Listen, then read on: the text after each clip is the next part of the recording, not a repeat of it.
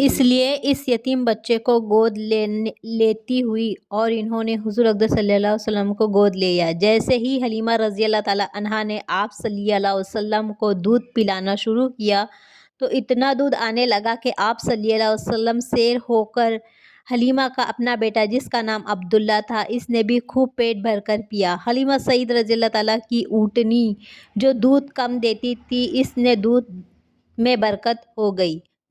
دوسرے دن صبح جب وہ اپنے گھر جانے نکلتی تو اس سواری میں جو کمزور اور لاغر تھی وہ ٹھیک سے چل بھی نہیں پاتی تھی۔ اب وہ سواری رفتاری اتنی تیز ہو گئی کہ وہ سب قبیلے والوں کے پیچھے چھوڑتی ہوئی آگے آگے بڑھتی رہی۔ قبیلے والی عورتیں حیران تھیں کہ حلیمہ کی لاغر سواری جو سب کے پیچھے رہتی تھی آج سب سے آگے بھاگ رہی ہے۔ وہ حیرت سے پوچھتی ہے کہ حلیمہ یہ کیا وہی سواری ہے جس پر بیٹھ کر ہمارے ساتھ آئی تھی؟ حلیمہ سعید رضی اللہ تعالیٰ کہتی ہے کہ جب ہم اپنے قبیلے پہنچے اس وقت ہمارے علاقے میں بہت سوکھا اور اجاڑ تھا، مگر حضور اقدس صلی اللہ علیہ وسلم کی برکت سے ان کی بکریاں جہاں جاتی پیٹ بھر کر چارہ کھاتی اور خوب دودھ دیتی۔ ہم روز اس بچے کی برکت دیکھ رہے تھے۔ آپ صلی اللہ علیہ وسلم کو حلیمہ رضی اللہ تعالیٰ عنہا کے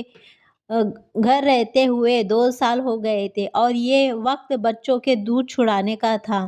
آپ قبیلے کے اور بچوں کے مقابلے بہت زیادہ تندرست اور توانا رہتے تھے۔ حلیمہ رضی اللہ تعالیٰ عنہا آپ صلی اللہ علیہ وسلم کو لے کر ان کی ماں آمنہ رضی اللہ تعالیٰ عنہا کے پاس پہنچی۔ مکہ پہنچے تو آپ صلی اللہ علیہ وسلم کی جدائی کے غم سے ان کی آنکھوں سے بے تحاشا آنسو بہنے لگے۔ یہ دیکھ کر حضرت آمنہ رضی اللہ تعالیٰ عنہا بولی، کیا تم اپنے پاس اور کچھ دن رکھنا چاہتی ہو؟ ان کی زبان سے یہ سن کر حلیمہ خوشی سے بے حال ہو کر بولی، اگر آپ چند مہینے اسے میرے پاس اور رہنے دیں تو مہربانی ہوگی۔ ان کی درخواست پر حضرت آمنہ نے نجوسی اجازت دے دی۔ حضرت آمنہ کے اس فیصلے کی ایک بڑی وجہ یہ بھی تھی کہ مکہ میں ان دنوں وبائی پھیلی ہوئی تھی، اسی لیے انہوں نے آپ صلی اللہ علیہ وسلم کو مکہ میں ٹھہرنا مناسب نہیں سمجھا اور حلیمہ کے ساتھ بھیج دیا۔ حلیمہ رضی اللہ تعالیٰ عنہا جس نے محبت اور عنایت سے آپ کو پال پوس کر ایک یادگار اور تاریخی حقیقت ہے۔ آپ صلی اللہ علیہ وسلم کے رضائی کے ساتھ چراغاں بھی تھے اور شوق صدر کا واقعہ پیش آیا۔ حلیمہ رضی اللہ تعالیٰ عنہا کے بیٹے جو عبداللہ صلی اللہ علیہ وسلم کے دودھ شریک بھائی بھی تھے یہ منظر دیکھا تو دوڑ کر اپنی والدہ کو اطلاع دی کہ کچھ سفید پوش آدمی نے میرے بھائی قریشی بھائی کا پیٹ چاک کر دیا۔ یہ سن کر حلیمہ رضی اللہ تعالیٰ عنہا گھبراتی جنگل گئی تو آپ صلی اللہ علیہ وسلم خوف و ہار سے ان کی حالت میں بیٹھے ہوئے پائے۔ آپ صلی اللہ علیہ وسلم نے حلیمہ رضی اللہ تعالیٰ عنہا سے پوچھا، کیا بات ہوئی؟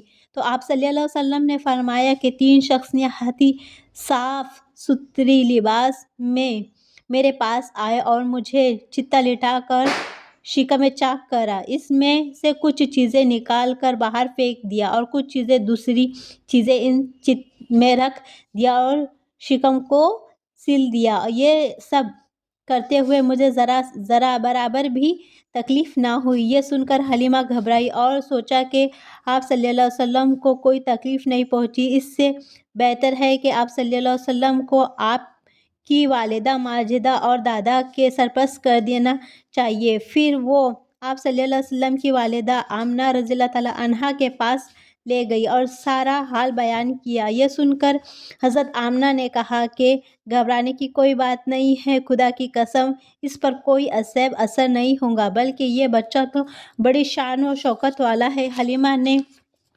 آپ صلی اللہ علیہ وسلم کو آمنہ اور دادا عبدالطیب کے سرپرست کیا۔ عبدالمطلب نے حلیمہ سعید رضی اللہ تعالیٰ عنہا کو 100 اونٹنیاں اور 50 تلے سونے کی خدمت میں گزار اوس میں دیا۔ جب آپ صلی اللہ علیہ وسلم مکہ میں اپنی والدہ کے ساتھ رہنے لگے تو حضرت ابن امن جو آپ کی والدہ کی باندی تھی، آپ صلی اللہ علیہ وسلم کی حاضر داری اور خدمت گزاری میں دن رات مہکتی رہتی تھی۔ وہی آپ کو کھانا کھلاتی، کپڑے پہناتی اور آپ کے کپڑے بھی